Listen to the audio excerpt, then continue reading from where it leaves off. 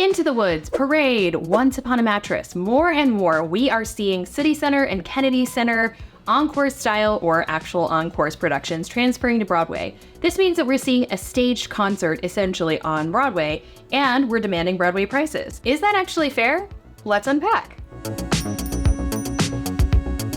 Hey friends, if you're new here, my name is Katharine Quinn. I'm a 30-something living in New York City and working on Broadway. Last year I worked on Shucked and How to Dance in Ohio. This year I have worked on The Roommate, The Great Gatsby, Spells of the Sea at the Kennedy Center. I'm doing social media for the Hip Hop Nutcracker tour and many, many, many more developmental things in the works. As always, the blog fam is the first to find out. And today we are discussing the recent abundance of transfers from Kennedy Center and in particular City Center Encores to Broadway. It's worth noting this is not a new phenomenon. The production of Chicago that we have been enjoying on Broadway for about 30 years is a City Center Encores transfer. The Anne Ryan King choreographed a la Bob Fosse, or in the style of and in tribute to Bob Fosse, jazz Chicago that we are enjoying on Broadway is the City Center Encores transfer. So this is not new. However, in case you were not aware, 80% of Broadway shows do not make their money back. Earlier this week, I was talking with somebody who was saying essentially that they were morally opposed to paying full Broadway prices for the staged concert transfer of a City Center Encores show, which I think is so interesting for so many reasons. First of all, let's break down what that actually entails. In these pared down, my dog is searching for a toy. In these more pared down productions, like I said, essentially you're getting a staged concert. For City Center Encores in particular, you rehearse for like a week, maybe 10 days tops. You put up the show. Theoretically, actors can have script in hand. More or less expected that actors are essentially off book, and sometimes older actors will hold their books in hand, or big celebrities will hold their books in hand, but the theater kids tend to I don't know, it's just a thing. You rarely see people actually referring to their script, even though they've rehearsed for 2 seconds. The sets usually either don't exist or a beautifully lit cyc and a couple of pillars, or very, very minimal things going on. The beautiful thing about these stage concerts is they can command insane star-studded casts. The reason for this is because they run for a week and 2 weekends. And so first of all, availability is not as big of an issue. And second of all, the money is being spent on the orchestra and the cast. Incidentally, those are kind of the two things that I most go to see productions for. So for my money, spoiler alert, I actually don't mind. I would much rather see a full orchestra and a crazily stacked cast than have a super, super elaborate set. That said, if we could have all of these things, it would be amazing. It's just that Broadway is so enormously expensive right now that you kind of have to pick and choose a little bit. The Into the Woods revival, for instance, that transferred from City Center, recouped its costs and then had a 5-month tour. So in a time where nothing is making its money back, these pared down productions are, and then some. So what is the appeal for producers? I've sort of laid this out already, but first of all, lower initial costs. With minimal sets and a shorter initial run, these productions require less upfront investment. Revivals are pieces that we already know to a certain extent. There's less that you have to do to tell people what the show is. So we're finding kind of in 2024 that two of the things that are consistently selling are revivals, because people know what the F they are, and things with stars. Merrily We Roll Along was both a revival. Sondheim recently passed, so it has that moment. It is also a beautifully done production, but also it had Harry Potter, Daniel Radcliffe, and Jonathan Groff and Lindsay Mendez, other Broadway stars. Number 2, star power. The short-term commitment of a concert staging often allows, as I mentioned, producers to attract big-name stars who might not be available for a longer run. One thing that I think is super, super interesting is City Center's Titanic that was earlier this year was unreal. It was so good. The cast was insane. It was gorgeous. It would have been so expensive to transfer, even though the set did not sink and all of that stuff. And famously, that first production was unbelievably expensive. With much, much respect to musical theater composers who have an impossible job and book writers who all, frankly, have an even harder job, that's not my favorite show. And I still don't think the show is that wildly brilliant, but it has beautiful moments and a beautiful score. I can say with almost near certainty that if that musical were premiering on Broadway, Jesse Green would have ripped it to shreds.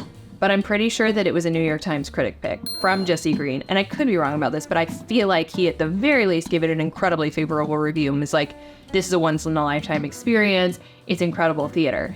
we're just kinder to revivals. We are. We know what they are. And material that we were like too hoity-toity and snooty and decided didn't have enough artistic merit 30 years ago, we come to love it in a different way. Anyway, that's a whole different conversation. Let's get back on track. Faster turnaround. Okay, this I think is huge. With much of the creative work already done, these productions can move to Broadway much more quickly than a show developed from scratch. Honestly, this is it. Developmental costs are absolutely killing the process of original musicals, and it's so tough to know what the answer is. I am talking to a ton of shows that are in their developmental process right now as a marketer on Broadway. I run a small marketing agency called And That's Showbiz, and my favorite time to get involved is in the developmental process. And mercifully, I'm talking to a ton of producers about this, but it's like the average Broadway show right now, it's taking like 10 years to cook that thing to get to Broadway. I honestly think one of the best things that happened to Gatsby on Broadway is that it was a 3 to 4 year cooking time, baking window, time to get it. Like I spoke with a producer last week who is like intentionally trying to speed up that process, is intentionally trying to push it forward, because we're also seeing a lot of shows that are not really reaping benefits of having worked for that long. Like, you can definitely overcook a show at a certain point. You can also sort of lose the plot in the process. So I'm a huge advocate for a shorter process to get to Broadway. And also that means it's less expensive, because every time you're doing a production, every time you're doing a workshop, every time you're doing a reading, that is more money that you have to recoup, essentially.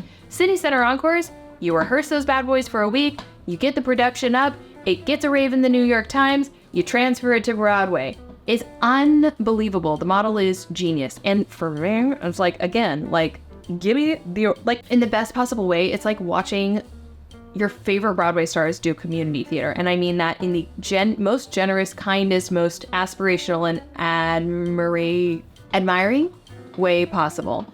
I love it. I love it. Like, it's like watching theater kids, like, play with, like, the musical that you loved in high school. It was literally the experience of watching Once Upon a Mattress. Okay. Critical buzz. Successful concert stagings, as I mentioned, often generate excitement and positive reviews, creating built-in momentum for a Broadway transfer. This model allows producers to bring high-quality productions to Broadway with less financial risk and potentially star-studded casts. How does this impact the audience? Okay, so let's talk about some of the positive things first. First, they get to experience the star-studded performances. They get to see revivals that otherwise wouldn't happen. There is, I mean, maybe a Once Upon a Mattress revival would have happened, but I feel like the odds are pretty slim to none. A parade revival, also I would have rated pretty slim to none. Like, this setup allows us to see revivals and pieces of theater that I don't know would have happened otherwise. It also has a huge focus on the music. Music was my gateway drug to musical theater. I'm a pianist. Music is the thing for me. And I love the emphasis on music, and I think it's divine. Intimacy. I really love this. The stripped down nature can create a more intimate, immediate theatrical experience, and I really do feel that way. Sometimes the stuff of a show can kind of get in the way of the show. And also, if you don't have a director who's a boss showrunner, where everyone is on the same page, everything is firing on all cylinders, and everything is going beautifully, and you don't have too many cooks in the kitchen, and there's not too much oversight from too many voices telling you what the show should be, then it can be beautiful if everything is working in tandem with the director's vision. But so frequently, that does not happen. And the gift of a short period of time is it's sort of like, here's the vision, execute. It's like, we're just doing the show. We're doing the show. Do the show. Visible orchestras. I love seeing the musicians on stage, and you could argue lower ticket prices, although historically I've not found that to be the case. Okay, let's talk about some of the cons. The beef that I heard last week, which I genuinely had not even really considered, a friend of mine was like, I am morally opposed to paying full price tickets for a city center transfer. So value for money. Some audience members feel they're not getting a full Broadway experience for the price of a full Broadway ticket. Lack of spectacle. For those who love the visual wow factor of Broadway, these productions may feel lacking. Expectations versus reality. Audiences unfamiliar with the concert style format may be disappointed if they're expecting a full production. I don't really feel like this is the case, because the staged concerts are leaning really heavily on the staged part, and I do think that sometimes that lends itself, just like by nature of the thing, to be a bit more of a free-for-all in terms of direction. Like, it feels like the actors have a lot of, depending on who's directing and depending on the production, but a lot of the time it feels like the actors have a lot of wiggle room to play. And honestly, when you have like star-studded actors and you let them have like an unlimited sandbox, crazy and wonderful choices often happen.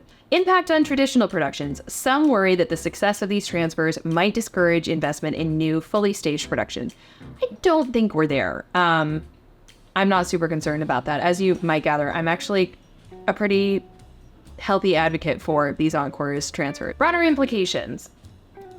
Really, it comes down to how you feel about the essence of theater. Is it in the spectacle or is it in the performance? How much does staging contribute to your enjoyment of the show? Again, even the staged concerts have full-out choreography and had full-out choreography even before Lear de Bessone's reign. I remember there's like a fish dance from maybe Most Happy Fella that Dennis Jones did years ago that it's just like it will never exit my brain. It was the funniest thing I think I've ever seen. No one does comedy and movement like Dennis Jones. Okay. Could this model allow for a wider variety of shows to make it to Broadway? I argue yes. I think it's thrilling. Might this trend influence the way new shows are developed and produced? Honestly, if they are, I think it's only for the better. Again, I'm so here for a lavish set. I'm so here for money to be spent there, but necessity is the mother of invention. And I think in this case, getting a show up more quickly, having an emphasis on the music, having an emphasis on the casting, I'm into. As with all things, I don't think it's either all good or all bad, but for me, it's definitely net positive. I would love to know what you think. Are you a fan of these staged concerts? Have you seen any of them? Were you disappointed? Were you confused? Or were you just like thrilled to experience what it was? Are you okay paying standard Broadway ticket prices for a staged concert? Make sure you leave a comment down in the comment section. Friends, thank you so much for watching this video. If you enjoyed this video, it means so much to me and makes a huge difference to my new YouTube channel. If you like, comment, and or subscribe, it's the surest way to let the YouTube algorithm know what wonderful people to push these videos out to, people just like you. As always, I invite you to follow me on Instagram and TikTok at It's Katharine Quinn. Thank you so much for watching, and I'll see you next time. Bye.